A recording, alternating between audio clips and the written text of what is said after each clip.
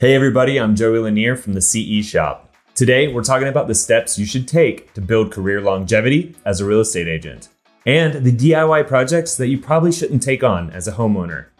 The month of May is off to the races, so don't forget to buy mom a gift and get ready to splash into some summer fun with this episode of This Month in Real Estate.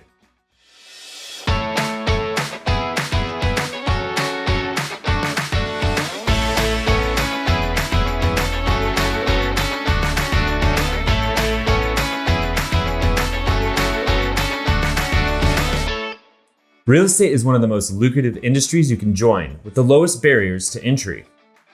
Like anything in your life, the more you practice as a real estate agent, the better you get. And in this industry, the better you get, the higher your commissions can be. The only ceiling to success is yourself. Success won't happen overnight, and putting in the work will allow you to reap the rewards. To help you start off your career on the right foot, we've compiled a list of crucial steps you'll need to take, as well as key areas of opportunity upon which you should focus. Choose the right education. Join the right brokerage. Create a realistic budget. Find a mentor who's 2 seasons ahead of yourself. Invest in marketing and promotion. Feature open houses through multi-channel marketing. Maintain a focused mentality to create career longevity. Prioritizing your mental health can help you stay in the game longer, and you can avoid burnout by giving yourself breaks to unwind and reassess your business performance. To dive deeper into these tips, read our blog that is linked in the description below.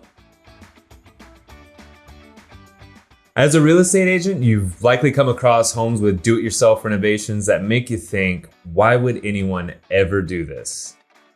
Maybe it was a project that didn't quite go as planned, or perhaps it was a highly personal custom addition that would never appeal to new owners. In 2020, Americans spent $420 billion on remodeling their homes, according to a report from the National Association of Realtors. Some homeowners choose to hire professionals to complete the project from start to finish. Some purchase the materials themselves, but hire someone to do the labor. And some take on the entire project themselves. We recently asked agents to share their best DIY fail stories. Lori Cristofano from Oak Park, Illinois, was showing a home when, to her surprise, she found this DIY gone wrong. It appears that the previous owners cut a hole in the wall of the bathroom to make room for the kitchen fridge.